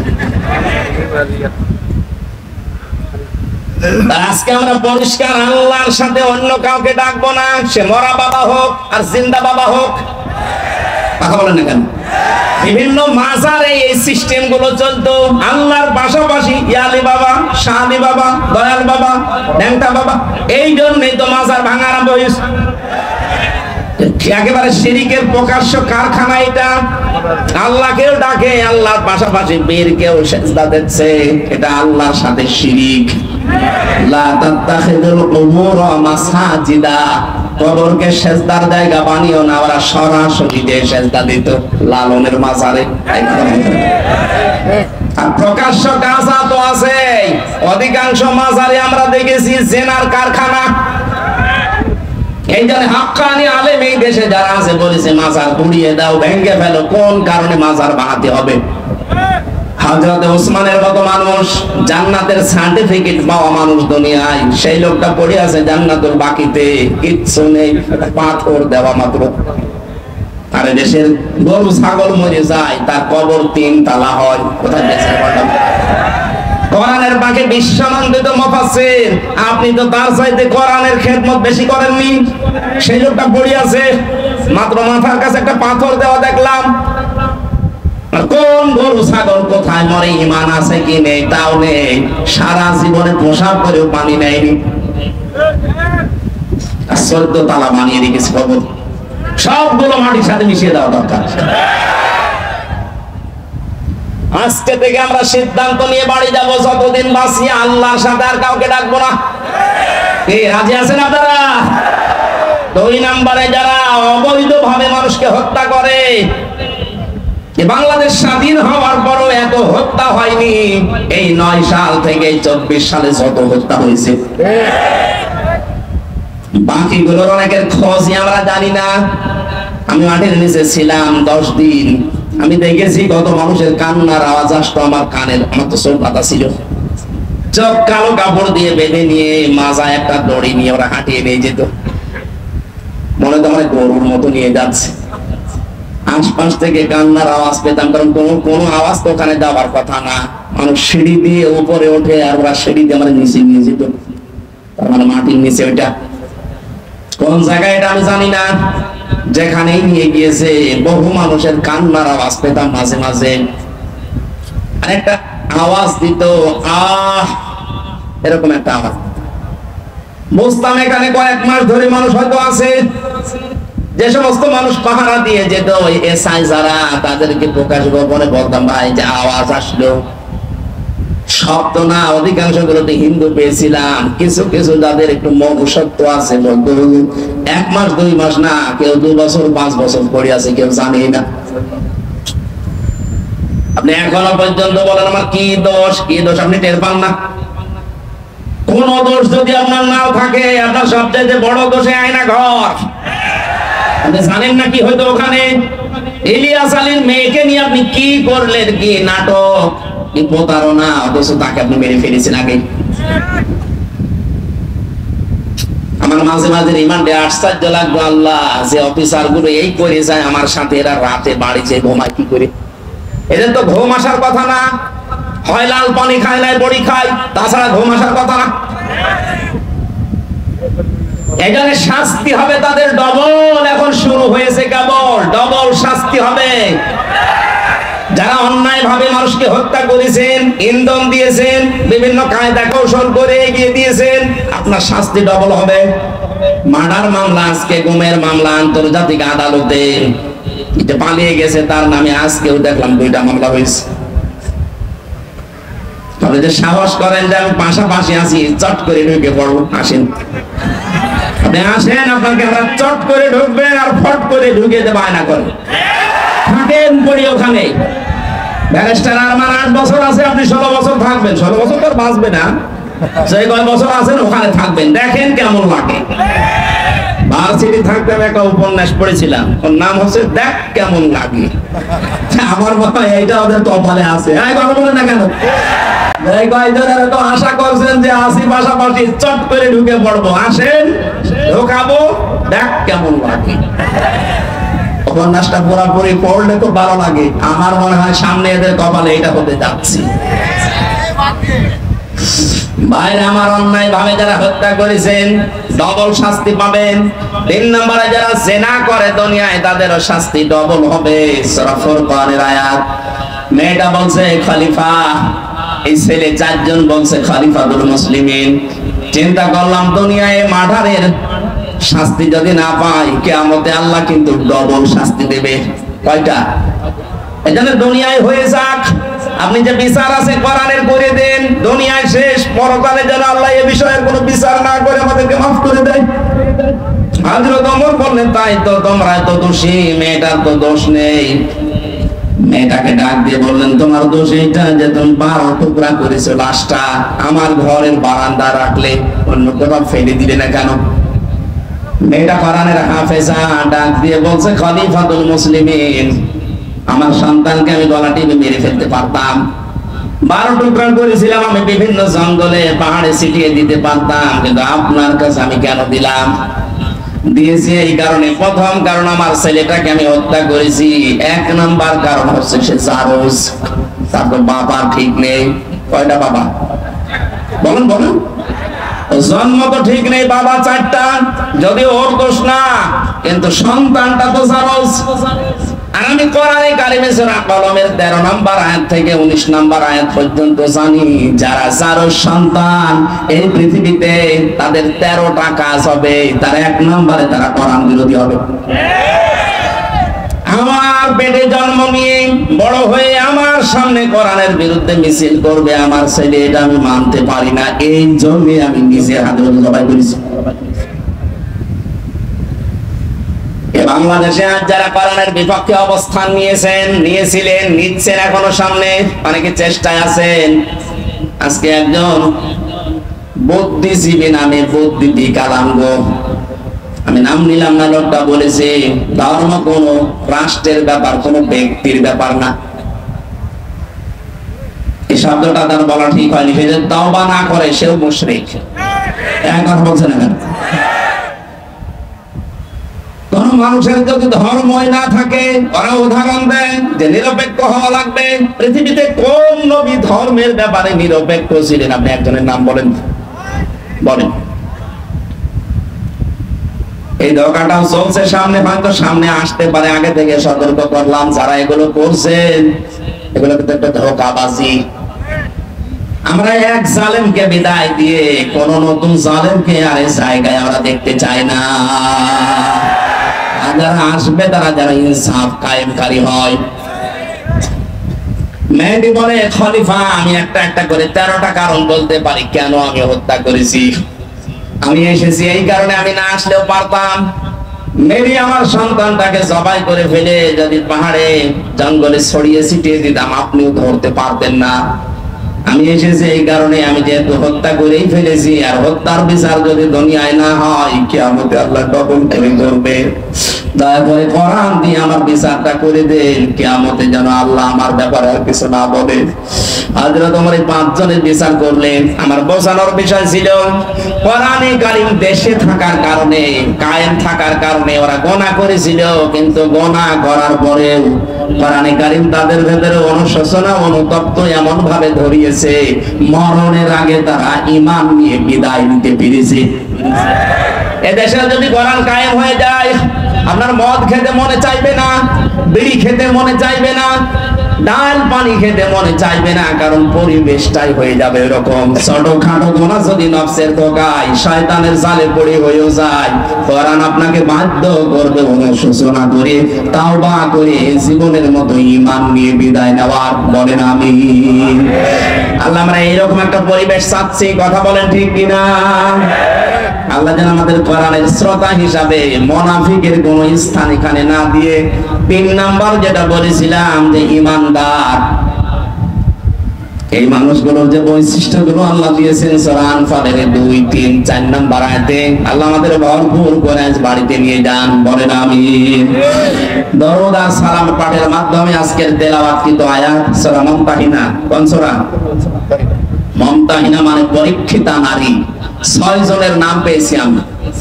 এই পৃথিবীতে 6 জন নারীকে আল্লাহ পরীক্ষা করে তাদেরকে পরীক্ষিতা নারী হিসাবে খেতাব দিয়েছেন। তার ভেতরে হযরতে মরিয়ম একজন। তিনি সতীত্বের হেফাজত করেছিলেন। আজ যে সমস্ত মেয়েরা মডেল খুঁজে পান না যে আদর্শ কারে বানাবো, হযরতে মরিয়ম হবে আপনার জন্য আদর্শ। কথা বলেন।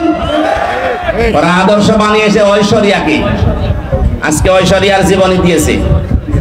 ওই একজনকে খুশি করার জন্য রাতের বেলা কত টাকা কন্টাক্ট করে, কত টাকা ভাড়া পায়, আপনি তার জীবনী পড়ে দেখেন। এই যদি হয় আপনার আদর্শ, আর আপনি এটা দেখে দেখে মনে করেন এর মতো হবো, হ্যাঁ ওর মতো হবে, দুনিয়ায় শেষ, আখেরাতে সারা জীবন জাহান্নামে পড়া লাগবে। মেয়েরা যারা এসেছেন, আপনার আদর্শ হওয়া লাগবে 1 নম্বরে মরিয়ম। আপনার চরিত্রকে, সতীত্বকে আপনি হেফাজত করে রাখবেন। আমরা আগে তাফসিরে প্রবেশ করি, এরপরে সামনে যাব ইনশাআল্লাহ। ফাউযু বিল্লাহি মিনাশ শাইতানির রাজীম। বিসমিল্লাহির রহমানির রহিম।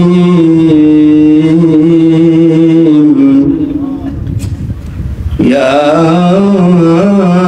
আইয়ুহান নাবিয়্যু ইযা জাআকাল মুমিনাতু ইউবায়ি'নাকা আলা আল্লা ইউশরিকানা বিল্লাহি শাইআ। সাদাকাল্লাহুল আযীম। সূরা মুমতাহিনা নামকরণটা এর ভেতরে শব্দটা আছে, এখান থেকে সূরার নামকরণ। আজকে আমরা সবগুলো আয়াত পড়েছি মাত্র এক আয়াতের 4 ভাগের 1 ভাগ। আজকের আলোচনার বিষয় হচ্ছে ঈমান কিভাবে আপনি আনবেন। আমরা তো অনেকে ঈমানদার বসে আছি, কিন্তু এইভাবে না। ঈমান আনতে হলে কিছু শর্ত মানা লাগে। আমরা যেন আজকে শোনার পরে ওই শর্ত অনুযায়ী আমাদের বাকি জীবন চালাতে পারি। বলেন আমিন। সূরা মুমতাহিনার 12 নম্বর আয়াতটা পড়েছি। আল্লাহ ডাক দিয়েছেন ইয়া আইয়ুহান নবী, হে নবী। কোরআন শরীফের ভেতরে আল্লাহ ইয়া মুহাম্মদ বলেন নাই, ইয়া নবী ইয়া রাসূল এই শব্দটা লাগিয়েছেন। আর মুহাম্মদ শব্দ বলার সঙ্গে সঙ্গে নবীজির রিসালাতের ঘোষণা দিয়ে তার সম্মান আরো বাড়িয়ে দিয়েছেন।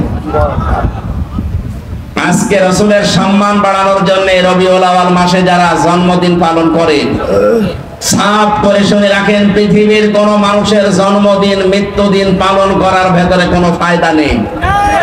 এমনকি কোন মানুষ যত দামি হোক আপনার জীবনের জন্য, যত উপকার করুক আপনার জীবনে, ও যদি মারা যায় সর্বোচ্চ 3 দিনের উপরে কোনো শোক নেই। হ্যাঁ, একজন মহিলার স্বামী যদি মারা যায় তাহলে 3 মাস 10 দিন সে বিবাহ বন্ধনে আবদ্ধ না হয়ে তার জন্য অপেক্ষা করে এর পরবর্তীতে অন্য স্বামী গ্রহণ করবে, এই শেষ। পৃথিবীর কোন মানুষের জন্য 3 দিনের উপরে শোক জায়েজ নেই। আর আমরা সেই 75 সাল থেকে শোক পালন করিয়েই আসছি। কেন? উনি কি আপনার কি স্বামী হয়? আপনার কি বাবা হয়? কোন কারণে শোক পালন করা লাগবে তার জন্য? বলেন। আপনি কি তাকে ইসলামের ঊর্ধ্বে মনে করেন? ওই যে আমি বললাম না যে ঈমান ভাঙে যায় 10টা কারণে, তার 10 নম্বর কারণে পৃথিবীর কাউকে যদি কেউ ইসলামের ঊর্ধ্বে মনে করে তার ঈমান ভেঙে যায়। এই কারণেই তো আপনি এটা করেন, প্রতি বছরে বছরে জন্মদিন মৃত্যুদিন পালন করেন, তাকে মনে করেন ইসলামের ঊর্ধ্বে। ইসলামে জায়েজ নেই, আপনি পেলেন কোথায়? আগামী থেকে এটা আমরা আর করতে চাই না। এই জন্য তো এবার রাষ্ট্রীয় ভাবে 15ই আগস্ট পালন করতে দেয়নি। কিসের 15 আগস্ট 16 আগস্ট? কোরআনী হাদিসে যেটা নেই ওইটা আমরা রাষ্ট্রীয় ভাবে পালন করে সময় নষ্ট করতে চাই না। কোরআন হাদিসে থাক, আমরা 10 দিন ধরে পালন করবো। এই কথা বলেন না কেন? সিঙ্গাপুরে 95% মুসলিম, আর আমাদের দেশে 96% আমরা মুসলিম। তো এখানে কোনো বানানো নিয়ম নীতি চলতে পারবে? বলেন তো পারবে? আগামী থেকে যেই হোক 3 দিনের উপরে আমাদের কোনো শোক আর থাকবে না। বিশ্ব নবী মুহাম্মদুর রাসূলুল্লাহর উপরে তো দুনিয়ায় আর কেউ নেই, আল্লাহর পরে তার স্থান। শোক পালন করা যদি জায়েজ হতো প্রতি বছরে বছরে, আমার মনে হয় তার জন্য আমরা শোক পালন করতাম। কোন আলেম তো এটা করে না। যে সমস্ত বেদাতপন্থী আছে এরা নবীর জন্মদিন পালন করার জন্য উঠে পড়ে লাগে। কোথায় পেয়েছেন দলিল বলেন তো? নবীর মিলাদ পড়েন। মিলাদ মানে জন্ম। মিলাদ মানে কি? যেই 2 জন চাচা নবীর জন্মে খুশি ছিল, 2 জনেই জাহান্নামে গেছে। একটা আবু তালেব আর একটা আবু লাহাব। কথা বলেন না কেন? 2 জনই কিন্তু মিলাদে নবীর জন্মে খুশি। আর যেই 2 জন চাচা নবীর আদর্শে খুশি, হযরত হামজা, হযরত আব্বাস, 2 জনেই জান্নাতি। এখান থেকে শিক্ষা নিতে পারেন না? এরপর আপনি আলেম নামে সালেম হয়ে কলঙ্ক করে মানুষকে আপনি ধোঁকা দিয়ে বোকা বানিয়ে টাকা ইনকাম করছেন এই রবিউল আউয়ালের নাম দিয়ে। আশা করছি এগুলো আমরা সচেতন মানুষ আগামী থেকে আর করব না। আপনি যদি আদর্শ অনুসরণ করে খুশি থাকতে চান তাহলে 40 থেকে 63 এই 23 বছর অনুসরণ করেন। এই কথা বলেন না কেন? আমরা এখন থেকে কারো জন্ম নিয়ে আনন্দ করব না। আমাদের জন্ম নিয়ে আনন্দ না, আমাদের আনন্দ হবে তার আদর্শ নিয়ে। কথা বলেন না কেন? নবীজিকে আল্লাহ ডাক দিলেন ইয়া মুহাম্মদ, যেখানে কোন জায়গায় কোরআনে আল্লাহ দেয়নি। নাম নেওয়ার সঙ্গে সঙ্গে রিসালাতের ঘোষণা দিয়ে তার সম্মান বাড়িয়ে দিয়েছেন। মুহাম্মাদুর রাসূলুল্লাহ, ওমা মুহাম্মাদুন ইল্লা রাসূল, মা কানা মুহাম্মাদুন আবা আহাদিন মির রিজালিকুম ওয়ালাকিন রাসূলুল্লাহ খাতামান নাবিয়্যিন। আওয়াজে সূরা মুহাম্মদ একটা আয়াত, আলা নুজিলা আলা মুহাম্মাদ হুয়াল হাক্কু মির রাব্বিহিম। প্রত্যেকটি জায়গায় আল্লাহ তার নাম নেওয়ার সঙ্গে সঙ্গে ঘোষণা দিয়েছেন যে তিনি আমার রাসূল। জোরে বলেন আল্লাহু আকবার। এই জন্য আমরা এই জায়গা একটা স্পর্শকাতর জায়গা। রাসূলুল্লাহকে কেউ গালি দিলে আমরা সহ্য করতে পারি না। কুষ্টিয়াতে গত 2 দিন আগে একজন বুঝে হোক না বুঝে হোক গালি দিয়েছে। এখানে কোনো ছাড় নেই, আপনি বুঝে দেন আর না বুঝে দেন আপনি অপরাধী। কুষ্টিয়া ফুসে উঠেছে, সারা দেশ এখন ফুসতেছে। আগামী থেকে আমরা এই দেশের এই বিবেক বুদ্ধিহীন কিছু মানুষ আছে, বিভিন্ন নাম নিয়ে যারা চলে, সে যে নামেই হোক, রাসূলুল্লাহর ব্যাপারে কিন্তু কোনো আপোষ নেই। বিশ্ব নবীকে অপমান করার চেষ্টা করলে, গালিগালাজ করলে, যা করা লাগে এই দেশের মানুষ কিন্তু তাই করবে। এজন্য সাবধান হয়ে থাকবেন এই বিষয়ে। অন্তত আপনি আমারে গালি দেন, অসুবিধা নেই, কিন্তু রাসূলুল্লাহকে গালি দিতে পারবেন না। আমাদের জীবনের চাইতেও তিনি আমাদের কাছে দামি। কথা বলেন ঠিক কিনা? আল্লাহ এই মহব্বতের কারণে যেন আমাদেরকে মাফ করে দেন। আমি এখানে একটা তথ্য বলবো। এই যারা মহব্বত করে আল্লাহর রাসূলকে এই কথা বলে শেষ করে দেন, তাদের জন্য খুব শিক্ষা আছে এখানে। আপনি শুনেছেন আয়াতটা, দেখেন এইভাবে নেই। قل إن كنتم تحبون الله فاتبعوني يحببكم الله ويغفر لكم ذنوبكم والله غفور رحيم। সূরা আলে ইমরানের 31 নম্বর আয়াত। আল্লাহ পাক বলেন, নবী আপনি বলুন, তোমরা যারা বলো আল্লাহ তোমাকে ভালোবাসি, এই দাবি যারা করো তাদেরকে বলছি এই দাবি করার দরকার নেই। যদি দাবি সত্যে প্রমাণ দিতে চাও, ফাত্তাবিউনি, আমি রাসূলের অনুসরণ করো।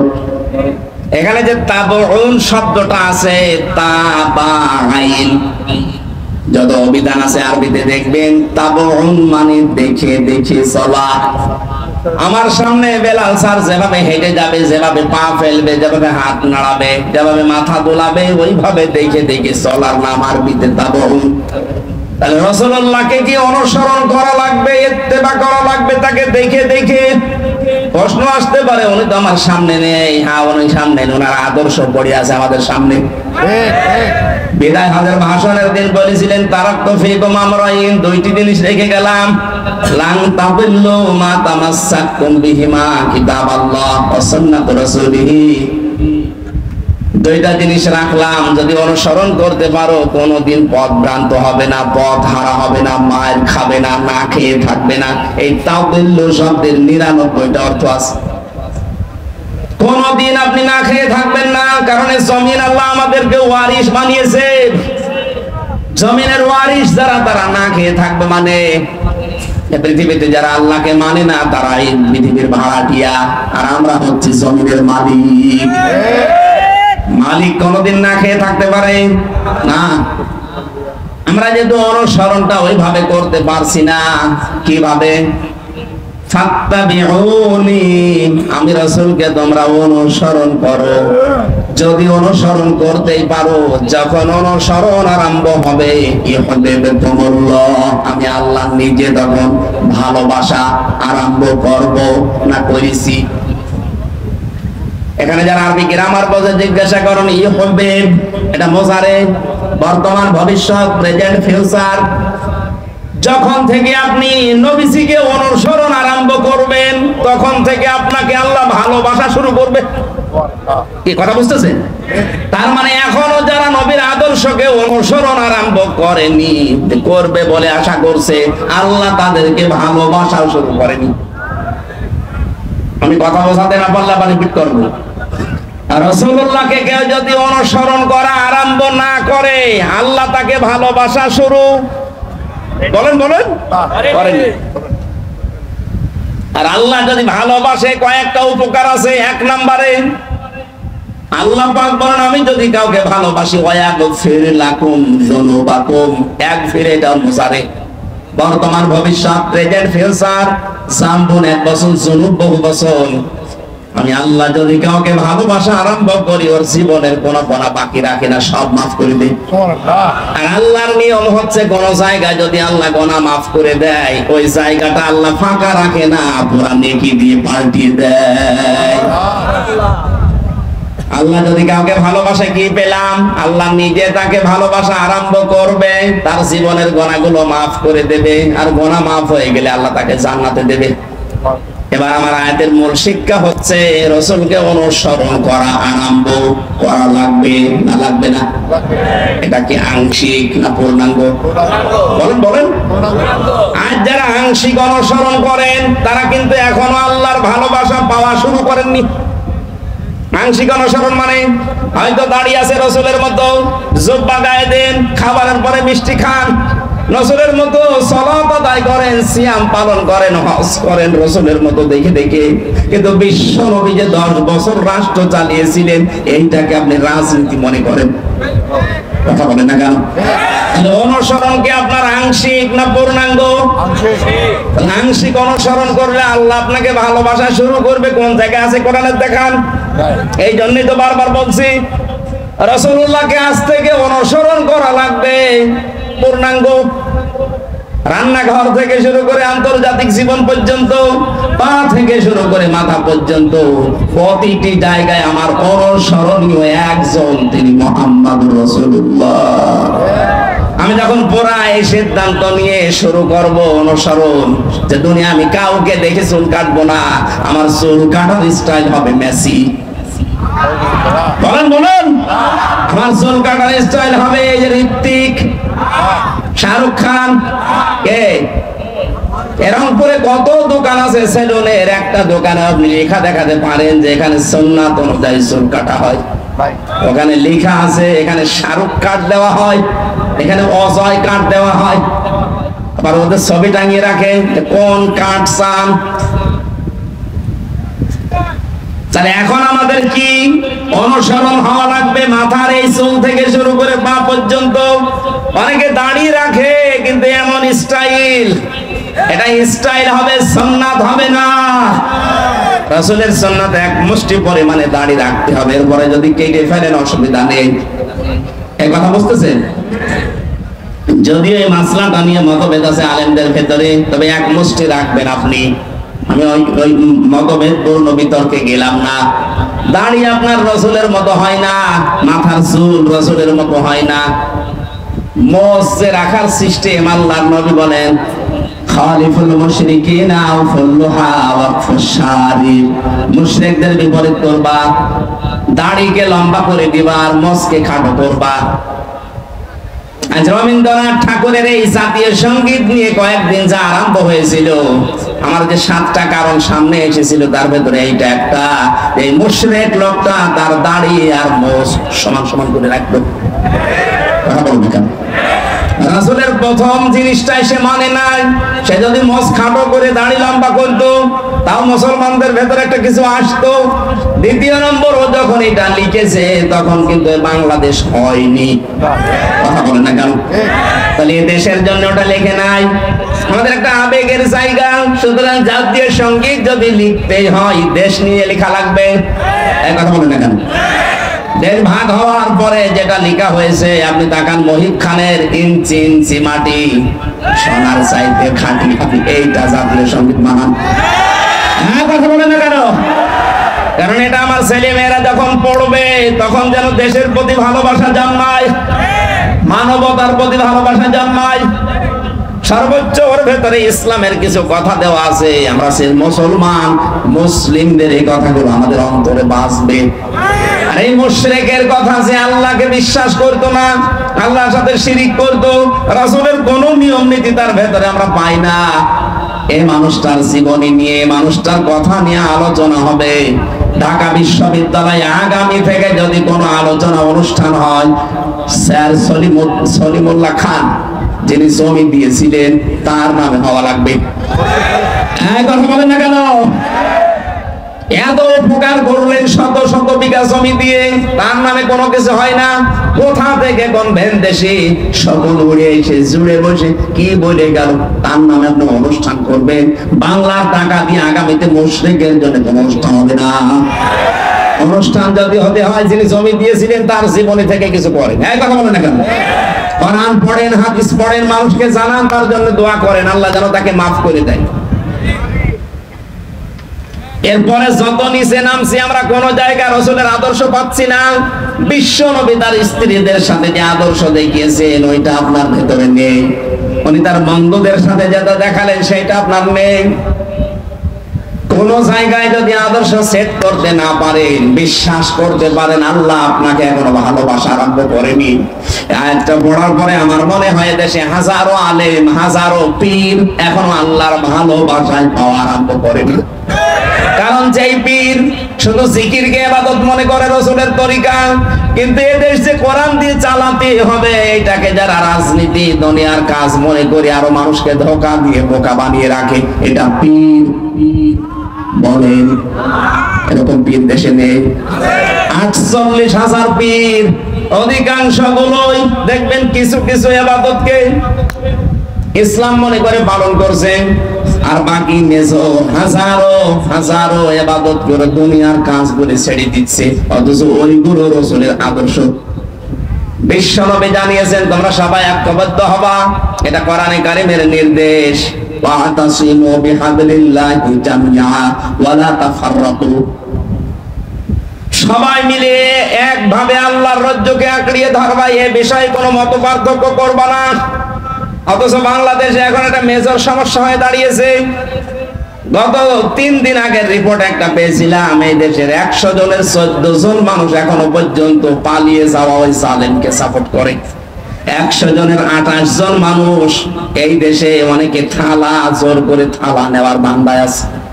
থালা দিন, তাড়াতাড়ি থালা দিন। কি করবে থালা নিয়ে? আবার খাওয়া আরম্ভ করবেন।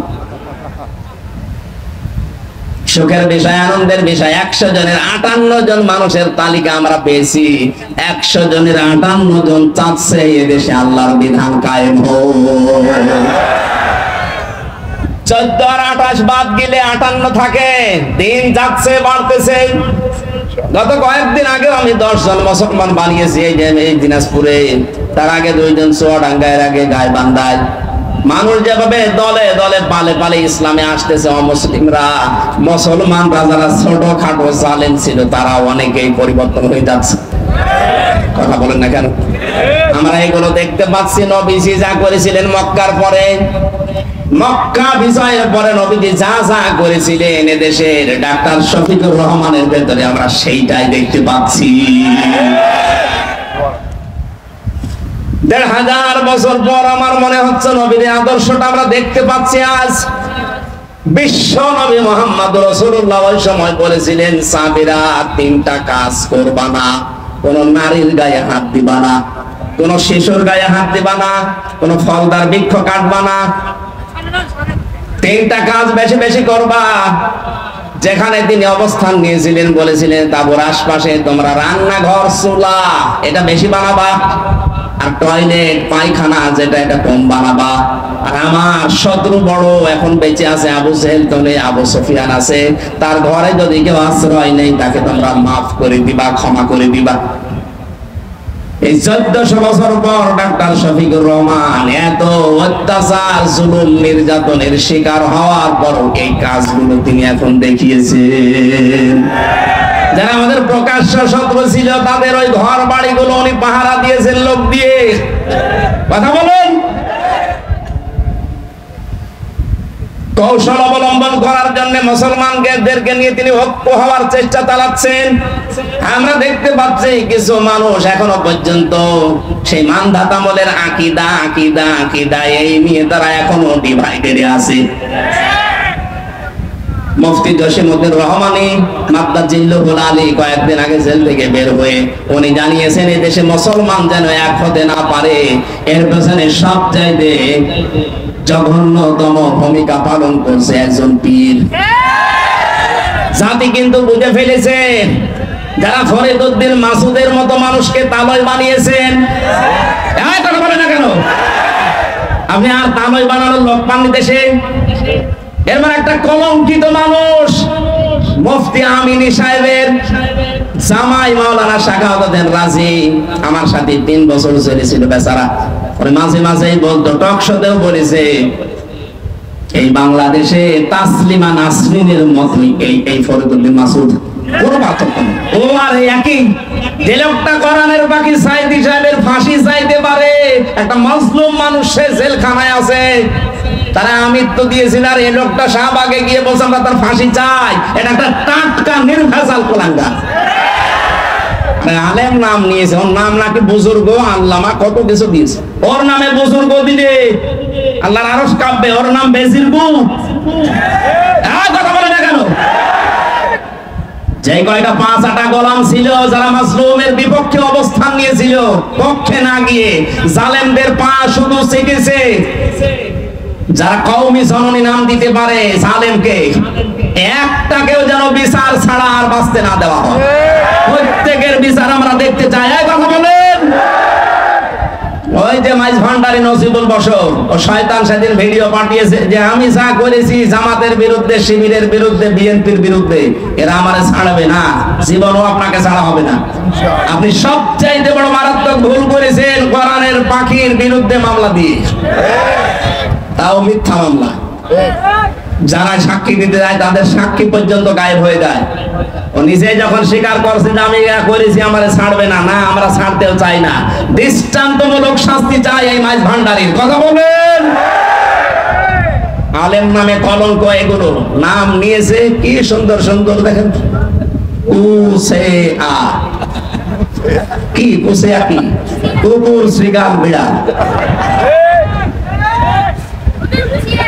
যাদের নামে ডিনেগেশন, ডিগ্রি 14টা করে ব্যবহার করে, এগুলো জাহান্নামী মানুষের আলামত। আপনাকে মানুষ নিজে ডাকবে, আপনি আল্লামা কিনা, নিজের নামে আগেই পরিচয় দেয় আমি শোলাকিয়ার ইমাম। বলছে কিসের শোলাকিয়ার ইমাম? ইমামতি করার জন্য সেই গোপালগঞ্জ থেকে গন্ডা ভাড়া করে এনে বাইতুল মুকাররমের মতো জায়গা অপবিত্র করেছে। কত মুসল্লির রক্ত ছড়িয়েছে, এর যেন ছাড় দেওয়া না হয়। এই কথা বলে না কেন? যেই দিন কওমি জননী নাম দিয়েছে এই রুহুল আমিন নামে, আলেম নামে কলঙ্ক, সেই দিন জেলখানায় ওর নামে বদদুয়া করেছে কওমি মাদ্রাসার আলেমরা। আমার সাথে 86 জন 76 জন ছিল। মাওলানা মামুনুল হক থেকে শুরু করেছে, আলেম গুলো ছিল। কি করলো কি, আমাদের তো ডুবিয়ে মারল। এখনো পর্যন্ত আপনি একটা পীরের নাম নিয়ে তার সাফাই গেয়ে যাচ্ছে। মুফতি জসিমউদ্দিন রহমানী 11 বছর জেল কেটেছে। আপনি কয় বছর ছেড়েছিলেন? তার যে স্যাক্রিফাইস, সেটা এমনি এমনি বলে না, সে আপনাদের সাথে ছিল, মিশেছে, দেখেছে, বাস্তবতা সে জানে। আমিও জেলের ভেতরে কমপক্ষে 50 দিন তার সাথে আমার দেখা। মাঝে মাঝে আমারে বলতো, হামজা, এদেশে যদি একত্রিত মুসলমান না হয়, তার পেছনে সবচাইতে গুরুত্বপূর্ণ ভূমিকা কঠিন জঘন্যতম ভাবে পালন করে পীর। এখনো পর্যন্ত করে যাচ্ছেন, আপনি থামবেন। একটা ঐক্য হওয়ার চেষ্টায় আছে।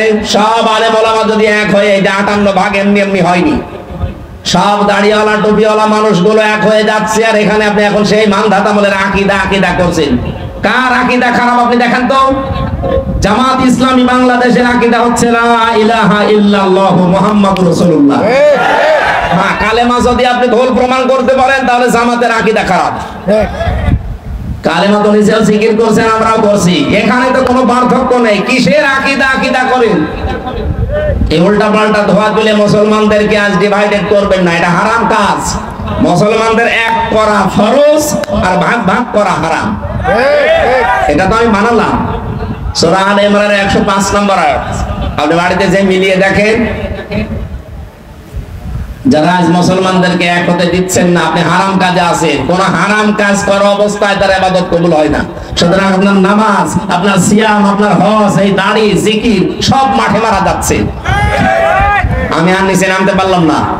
এরপরও যদি কারো বিবেক না খোলে, আমার মনে হয় ওকে আল্লাহ মোহর মেরে দিয়েছে আবু জাহেলের মতো, ও আর ভালো হবে না। আমার ভাইরা, এখন থেকে আমাদের অনুসরণ হবে রাসূলের আংশিক না পূর্ণাঙ্গ? পূর্ণাঙ্গ অনুসরণ যখন আমরা আরম্ভ করব, আল্লাহ আমাদেরকে ভালোবাসা শুরু করবে। তার মানে বোঝা যাচ্ছে দেশে অনেক আলেম, অনেক পীর এখনো পর্যন্ত আল্লাহর ভালোবাসায় পাওয়া আরম্ভ করেনি। আমরা করেছি, আমরা যারা করছি, চেষ্টা চালাচ্ছি। হ্যাঁ, মাথা থেকে শুরু করে সংসদ পর্যন্ত সব জায়গায় আমার রাসূলের আদর্শ আমরা মেনে নেব। যখনই সিদ্ধান্ত নিয়ে মাঠে নেমে পড়বেন, বুঝবেন আল্লাহ আপনাকে ভালোবাসা আরম্ভ করছে। আল্লাহর ভালোবাসা আরম্ভ হয় তখন যখন কয়েকটা কাজ আপনি দেখতে পাবেন। এই তাকান, আপনাকে যে আল্লাহ ভালোবাসে তার প্রমাণ হিসাবে কয়েকটা কাজ আপনি দেখতে পাবেন সামনে।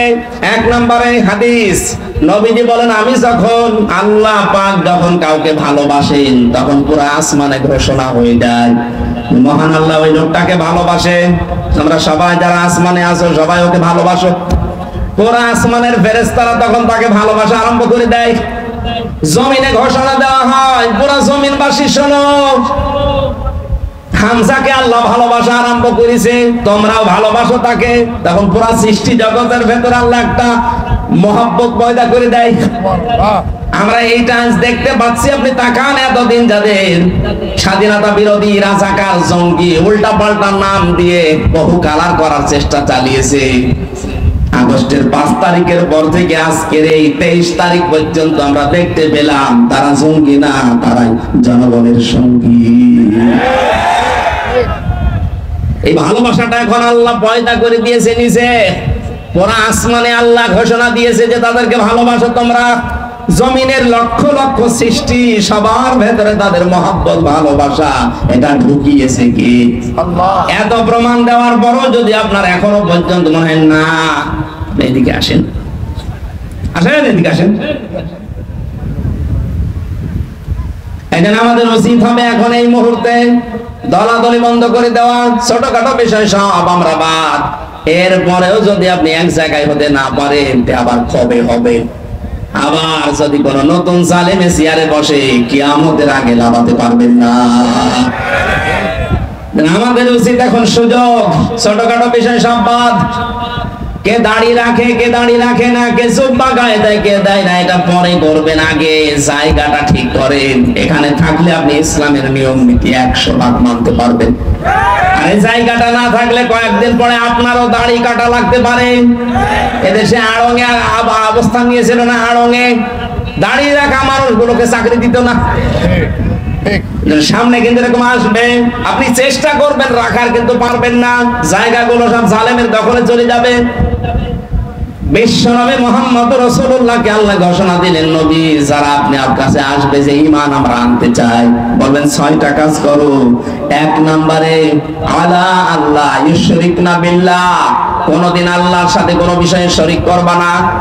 2 নম্বরে ওয়ালা ইয়াসরিকনা বিল্লাহ, ওয়ালা ইয়াসরিকনা, চুরি করা যাবে না। ওয়ালা ইয়াজনিনা, 3 নম্বরে কোনদিন তোমাদেরকে যেন আমরা জেনা করতে না দেখি। জেনার যে ছড়াছড়ি চলছিল, জেনার যে কারবার গুলো আমরা দেখতে পেয়েছি, বিশেষ করে আকাশ সংস্কৃতির নামে এদেশে বন্যার পানির মতো বিনাপ করা পত্রিকা দিয়ে বিভিন্ন স্যাটেলাইটের মাধ্যমে যা আরম্ভ হয়েছিল, আগামী 10 বছরের ভেতরে চরিত্রবান যুবক যুবতী মানুষ খুঁজে পাওয়া পুরস্কার হয়ে যাবে। এগুলো যারা দায়িত্বে আছেন বন্ধ করার চেষ্টা চালাচ্ছে। আমরা চাই যেগুলো দ্রুত যেন বন্ধ হয়। এরপরে আল্লাহ দিয়েছিলেন এক একটা শব্দের ভেতরে লক্ষ লক্ষ কথা। আমি তাফসিরে পড়েছি, নোটও করেছিলাম, শুধু গা ঘেমে যাচ্ছে আর রাত অধিক হয়ে গেছে, যার খুব সামারাইজ করে বলছি। রব্বুল আলামিন বলেন, ওয়ালা ইয়াকতুলনা আওলাদাহুন্না, সন্তান হত্যা করা যাবে না। এই শব্দটার ব্যাখ্যা করলে অনেক ভালো হতো। ওয়ালা ইয়াতিনা বিবহতান, কালকে আমার মাহফিল আছে, এই যে এই ছেলেটার এখানে, কালকে ওয়ালা ইয়াতিনা বিবহতান, এই বহতানের উপর আমি কথা বলবো, কারণ এইটা বাংলাদেশে 15.5 বছরে বেশি হয়েছে। ওয়ালা ইয়াতিনা বিবহতান, মানুষকে আন্দাজে দোষ দিয়ে জীবনটা নষ্ট করে দিও না। আমার জীবন থেকে যে 3টা বছর আপনি ঝরিয়ে দিলেন বেকার বেকার আন্দাজে দোষ দিয়ে, প্রমাণ তো হয়ে গেছে কয়েকদিন আগে আমার মামলা সব খারিজ হয়ে গেছে। আদালত প্রমাণ করেছে আমার কোনো দোষ নেই, আমি নির্দোষ, বিনা দোষে আমাকে এই 3টা বছর নষ্ট করলেন। যারা করেছিলেন তাদের কি শাস্তি হবে, ওই কথাগুলো কালকে আমরা তুলে ধরবো। এরপরে আল্লাহ দিয়েছেন, ওয়ালা ইয়াসিনা ওয়ালা ইয়াসিনাকা ফি মারুফিন ফাবাইহুন্না, ভালো কাজে কোনদিন যারা দায়িত্বে আছে এই মানুষগুলোর অবাধ্য হবা না। আস্তাগফিরুল্লাহ, আল্লাহর কাছে ক্ষমা প্রার্থনা করবা এই 6টা গুণ যাদের ভেতরে আছে। ইন্নাল্লাহা গাফুরুর রহিম, অবশ্যই আল্লাহ তাআলা দয়াবান এবং ক্ষমাশীল। আল্লাহ আয়াতটা খুব সংক্ষেপে করেছি, বাস্তবে যেন আমাদেরকে মেনে চলার তৌফিক দেন। আগামী কালকে মাহফিল আছে এই নওশাদের গ্রামে, বহুতানের উপরে কথা বলবো ইনশাআল্লাহ। আল্লাহুম্মা আমিন। লা ইলাহা ইল্লা আনতা সুবহানাক ইন্নী কুনতু মিনাজ জালিমিন। ربنا ظلمنا أنفسنا وإن لم تغفر لنا وترحمنا لنكونن من الخاسرين আল্লাহ তাআলা রংপুর শহরের দিকে তাকাও হাজার হাজার বান্দা বান্দি রাত 12টা বেজে গেছে তাহাজ্জুদের এই সময় পর্যন্ত যারা কোরআনের কথাগুলো শুনছিল এদেরকে তুমি অমরের মতো হেদায়েত দিয়ে দাও আজকের আলোচনা সওয়াবগুলো তুমি নবীজির রওজায় পৌঁছিয়ে দাও যত মানুষ আমরা কোরআনের কথা শুনেছি বোঝার চেষ্টা চালিয়েছি আমাদের জীবনে তুমি প্র্যাকটিক্যাল লাইফে এগুলো সেট করে দাও মাহফিলের সম্মানিত সভাপতি বাংলার কৃতি সন্তান বীর মুক্তিযোদ্ধা আলহাজ আব্দুল জলিলকে কবুল করো আল্লাহ আমাদের শ্রদ্ধাভাজন স্যার আলহাজ মাহবুবুর রহমান বেলাল স্যারকে কবুল করে নাও তার জীবনের ভালো কাজগুলো মঞ্জুর করো মানুষ হিসাবে অন্যায় যেগুলো করেছে আল্লাহ মাফ করে দাও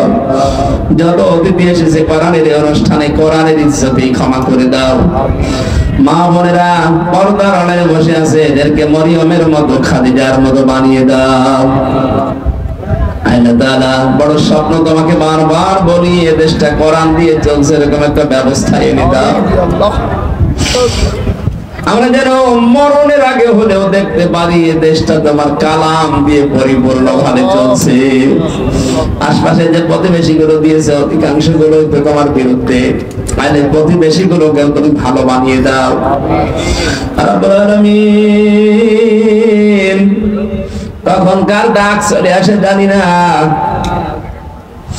মরণের আগে একটা বিষয় বারবার তোমাকে বলছি এই দেশে সিয়ারে কোন জালেম যেন কিয়ামতের আগে বসতে না পারে